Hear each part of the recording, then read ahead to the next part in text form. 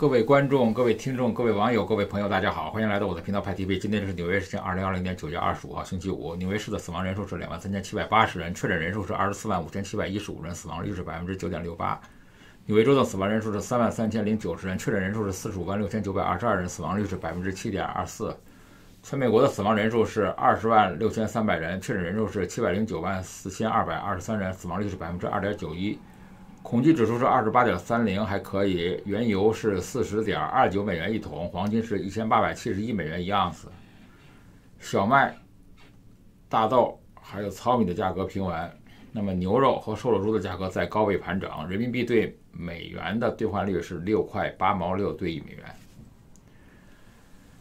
在新冠病毒疫情发生以后啊，那么透明的塑胶面罩成为了热销商品啊。透明塑胶面罩啊，它也是不少行业的员工上班的时候的重要装备。我们看到很多人在收银员啊，他都带着这种装备。但是日本的研究发现啊，那么抵挡新冠病毒的角度来看呢，这些塑胶面罩根本就无济于事。在这种研究当中呢，研究人员他透过了一个超级电脑叫做富岳的这个情景模拟，他们了解到了透明的塑胶面罩呢是根本不能够抵挡病毒的。统计结果发现啊，5微米以下的空气传播的飞沫几乎100%可以直接穿过透明的塑胶面罩。研究结果也发现，对于体积较大，大约50微米的空气传播飞沫，透明塑胶面罩的阻挡效果呢也不理想，约有半数的飞沫它能够穿过。如果你要避免这个病毒的传播呢，应该还是要戴口罩而不是戴面罩。因为某些健康因素没办法戴口罩而必须戴面罩的民众呢，要注意自身的场所是不是通风良好。对于不同材质的口罩进行测试，结果也显示了这个不织布制成的口罩呢，较能避免新冠病毒的传播，比这个棉质的聚酯纤维口罩效果更佳。杜克大学在8月份公布的最新研究这个实验也表示说N95 口罩对于阻挡新冠病毒传播的效果最好。在没有 N95 口罩的情况下呢，3层式的手术口罩还有棉质的口罩都是不错的替代选择。从2019年到现在，中国国内的猪肉价格一直是高居不下。那为了缓解这个猪肉市场供求失衡的现状中国是加大了海外采购猪肉的力度。从2019年呢，它进口的猪肉达到了210.8万吨，增幅75%。2020年的1到6月份呢，进口了212.3万吨，增幅了140%。仅仅今年它从美国进口的猪肉就暴增了640%。那么一时间具有价格优势的美国猪肉呢，开始就在中国人的餐桌上攻城略地了。中国的猪肉价格它的波动的问题由来已久。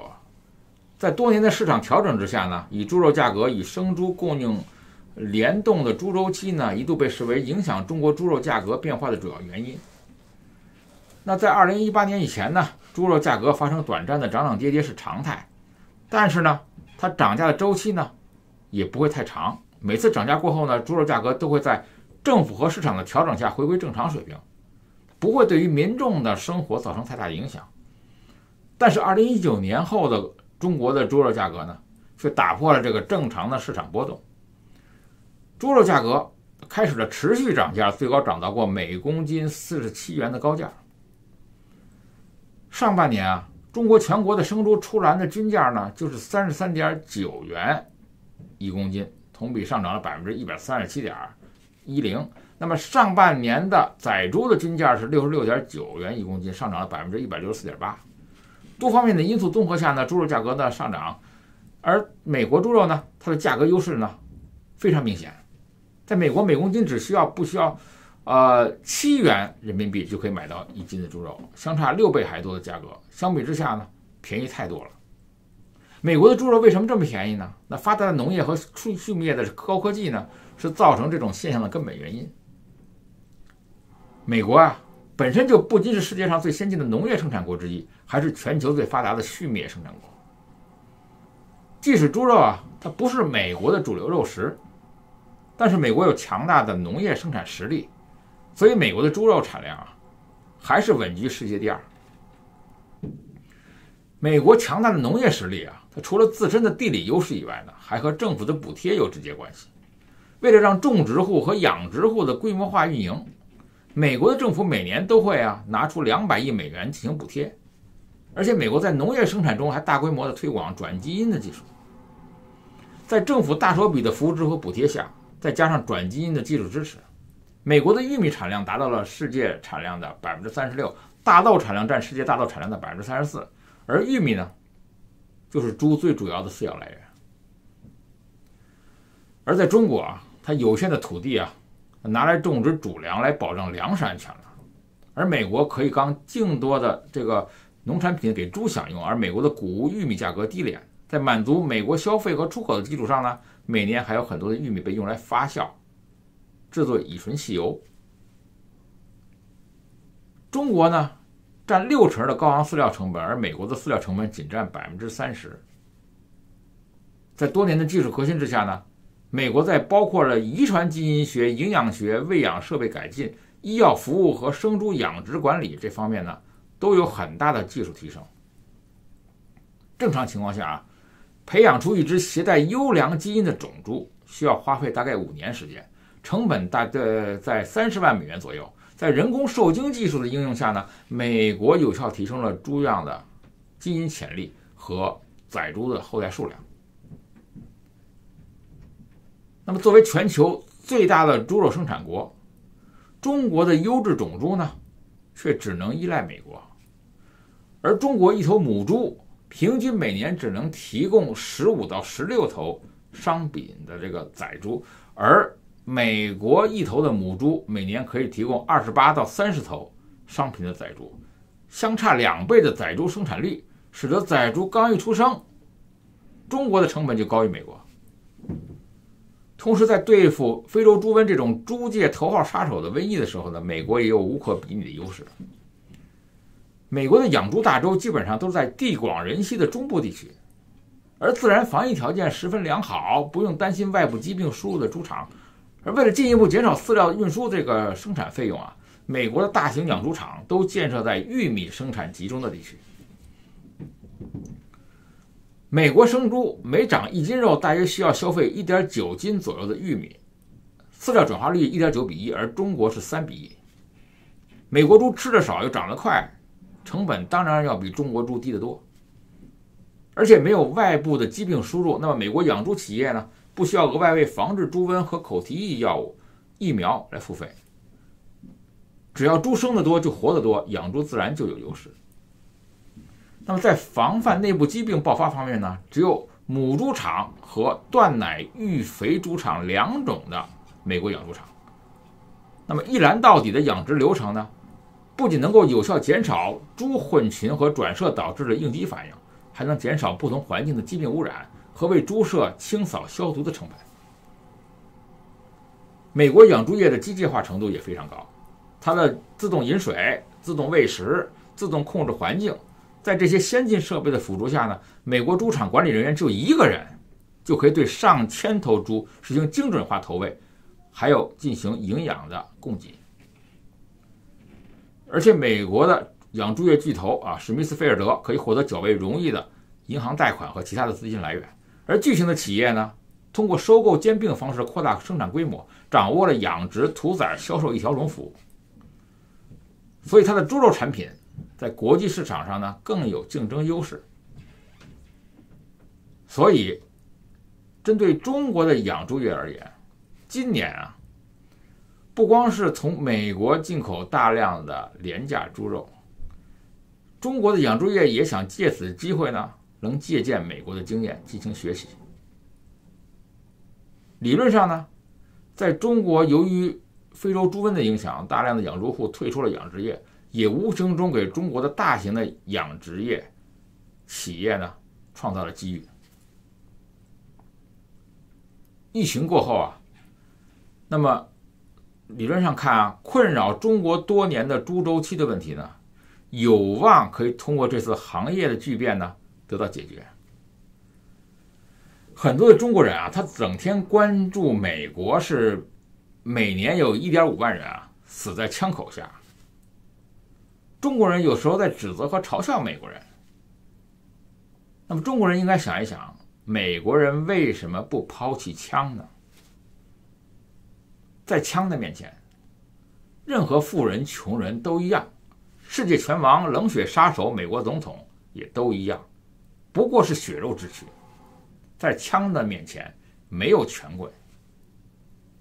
美国也是一个贫富差距很大的国家，基尼系数和中国是差不多的。美国的穷人和富人过着完全不同的生活。富二代一样是无耻嚣张无聊，开着跑车满街跑，到处带着各种美女。可是在美国，任何一个富人啊，他都很难也不会无缘无故的去欺负一个穷人，因为即使再穷的人，他也可能揣着一把枪。所以在美国这个国家里啊，有一件事情是非常公平，就是每一个人的生命。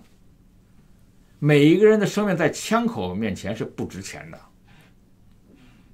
那么枪的普及给了每个人绝对的暴力，而绝对的暴力带来了绝对的恐惧，绝对的恐惧带来了一种微妙的和平。任何人都不敢随便欺负别人，因为别人也可能有枪。任何人都不敢随便向别人开枪，因为如果你一枪打歪了，回过头来，你可能就会被打成马蜂窝。世界各国啊，针对枪支问题的基本的做法啊，它的立法就两种：禁枪和控枪。美国是典型的控枪但不禁枪的国家。为了严控枪支，美国进行了大量的枪支管理立法。美国的枪支管理立法呢，分为两个层次，一是联邦层次，还有州的层次。联邦立法在全国范围内都有效，它的主要规定了枪支管理最基本的原则和单一的州立法无法涉及的问题，比如跨州或者跨国枪支运输和销售。除了联邦枪支立法以外呢，各州也分别制定了相互独立的法来管理本州，有的时候州与州之间的法律差异非常大。美国的步枪协会被公认为是美国社会中最为强大的单一问题的利益集团，在美国影响力巨大，组织有差不多400万名会员，而这个会员冠冕堂皇支撑的理由是枪不杀人，人杀人。这个组织他们坚决拥护宪法的第2修正案，认为枪支和犯罪并没有直接的联系。因为虽然美国对于枪支和犯罪的关系啊有过大量的调查和统计，但无法令人信服的是说，私人拥有枪支增多会明显导致谋杀增加。他们认为拥有枪支是自卫，应该加强对于人们的教育，而不是通过管制枪支来解决问题。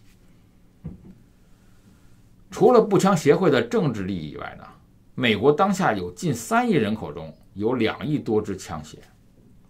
所以也就形成了造枪、修枪、卖枪、收藏枪的一条龙的产业链和一个个相对独立又互为整体的既得利益集团。枪是最能体现美国人的野性刚强、独立不羁的个性。枪支在美国犹如汉堡包、热狗、摇滚乐一样，是美国文化中不可或缺的一部分，也是美国特定历史时期的现实决定的。那么这样呢，对于美国中部地区啊，大量的人是思想比较保守，他们坚决反对枪支管制的呼声非常高。那么根据过去20年的民调显示啊，赞成制定更严厉枪械法的美国人，从1990年的78%下降到了2010年的44%。大量的美国人赞同使用致命武器来保护自己的权利。当然，美国的枪文化呢，也和美国的国情有关。典型的美国人呢，是住在一个单门独户的房子里，门前有草坪啊，窗户也没有栅栏，到邻居家串个门，很可能要开车去。所以平民百姓支持拥有枪支权利的理由呢，本身就是有鲜活的持枪自卫的事例和数据根据。根据《华尔街日报》的数据啊，用于枪支自卫的人要远远多于枪支的牺牲者。每年啊，大概有70万到220万的持枪自卫事件，其中约有40万自卫者担心自己的生命安全。53%的案件包括2名或者更多的袭击者，46%的自卫者是女性。正是因为如此，尽管大多数民众支持对枪支进行适当的管制，但也不愿意严格到欧洲国家水平。反对枪支管制的民众甚至认为，持枪是减少犯罪的最好保障。在1997年啊，通过对2000多人的调查发现，在发生冲突时，只要出示枪支而不是射击啊，就无需开枪就平级事端了。这种情形占了98%。更多的人还相信，一个社会中99%的人是好人，如果没有持枪的权利，他的生命和尊严要依赖1%垄断着持枪特权的人的觉悟和良心，这就非常不保险。有的时候我们感觉到贫困像是一个强有力的磁场或者黑洞，一旦掉入了贫困的陷阱，我们就很难摆脱贫困。一种观点呢，是关注的是个体的能动性，穷人是懒惰的，没有责任感，或者是不够聪明，那么穷人的行为其实是由更为急迫的动因驱使，因此穷人会试图用手头最好最短期的危机管理方式来处理这些日常危机。另外一种观点认识到收入不平等和遗传劣势的系统性的因素的限制，在贫穷成为常态的地方，贫穷很容易代代相传，从而陷入了一种宿命论的悲观论调。为什么穷人往往活在当下，缺乏长远的打算呢？穷人为什么更容易选择酗酒、吸毒、未成年生子之类的自我毁灭性的行为？面对不确定的未来，有2种策略这种策略是不同的，一种是投资未来的慢战略，另一种是快战略。在充满压力或者没有秩序的艰苦环境中长大的女孩子会更早生育小孩，当预期寿命降低的时候呢，女性的生育年龄也会相应降低，这就是一种典型的快战略。在极端不安全的环境中，如果穷人不急于结婚生子，可能就永远没有机会结婚生子了。穷人当然未必不知道长期投资的重要性，而是因为等不起或者等不到长期投资的回报。一个穷人可能辛辛苦苦通过打工攒了一笔钱，准备用于学习某项技能，然而他可能遭遇到各种各样的厄运，比如父母得了重病，自己失去工作，这些因素可能导致他试图改变自身命运的努力前功尽弃。而中产阶级呢，以上的人群之所以能够长期投资，很大程度上就是因为他们抗风险的能力远远高于穷人，他们可以立足长远，静候花开。穷人之所以穷不是因为他们不够努力，而是因为在长期贫穷，在巨大的经济压力下，他们把全部的注意力集中于如何赚钱，而忽视了更重要、更有价值的目标，造成了心理焦虑和资源管理的失能。当一个人特别穷的时候，他的智力和判断力呢都会显著下降，陷入了一个恶性循环。虽然穷人富人都有可能利令智昏，但是贫穷会降低利的门槛，蝇头小利就可能让穷人失去理智。如果是仅仅简单的把钱分给穷人，穷人的思维模式也会导致他无法有效利用这些金钱。比如有些贫困户将救济金用于挥霍赌博，而不是用于购买生产资料或者投资子女教育。贫困绝不只是带来人有我无的相对剥夺感，贫困还意味着被排斥感，一种无法参与其中的羞耻感。比如因为没有一双球鞋，你可能无法参与足球比赛；因为缺乏必要的财力，你可能无法参与社群的这种交换礼物的经济，缺席各种红白喜事，于是成为社群里的边缘人。贫穷还意味着丧失对生活的支配感，正所谓一分钱难倒英雄汉。更可怕的是贫困具有很强的代际传递性。富人家庭的子女可以接受更好的教育，拥有更加健康的身体，更为发达的社会关系网络。从个体的角度看，他们拥有较高的人力资本；从社群的角度看，他们处在一个更加友好互惠的社会位置。反观穷人的子女，他们不仅更有可能辍学，父母的离婚率更高，甚至可能由未婚妈妈抚养长大。他们更有可能遭遇各种疾病的风险，却缺乏正式或者非正式的社会支持。贫穷迥异于经济不平等。贫穷与一个人拥有或缺少东西相关，而不平等则描述了金钱是如何分配的，表明了有产者和无产者之间的距离。社会比较几乎是人类的一种本能欲望的激发和满足往往与社会比较有关。一旦超越了温饱阶段，欲望和需要的界限就变得模糊了。很多时候不一定是我需要什么东西，在很大程度上，贫困是一种相对的状态。在一个相对平等的社会里，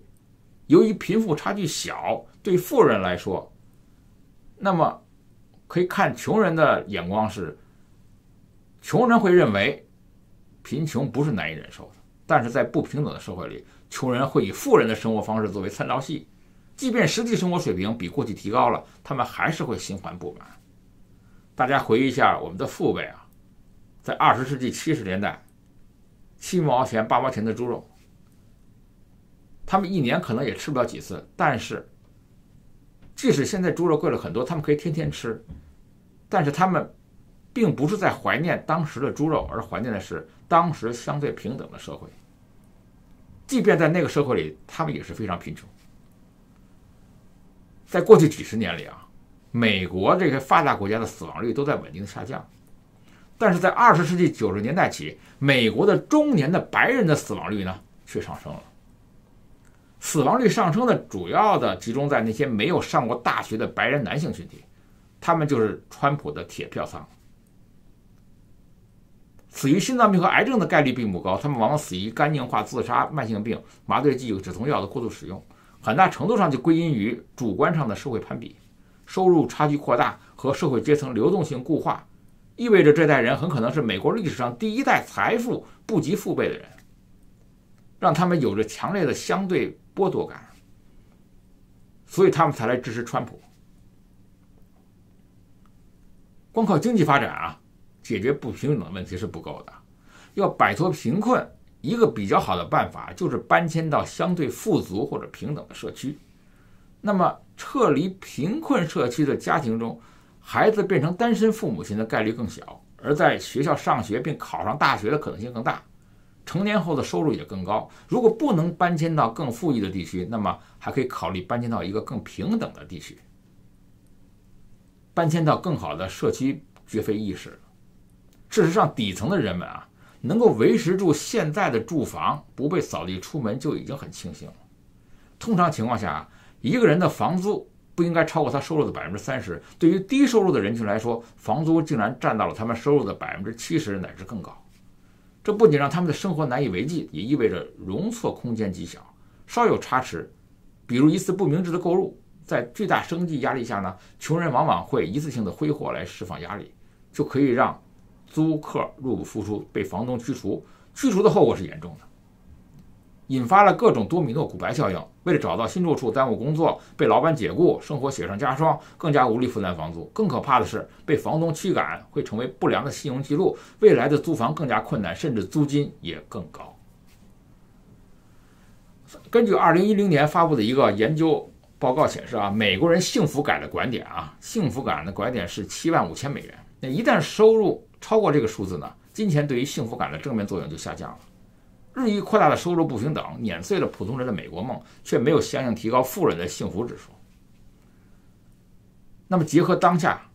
美国和中国的情况而看，我们知道民主党在努力，我们看到了 BLM， 我们看到了少数种族希望获得更好的社会阶层，摆脱贫困，加速摆脱。他们摆脱自己对祖先这个奴隶的这个感受，他们要进行各种运动。我们理解在 BLM 的运动，他们想快速的摆脱贫困，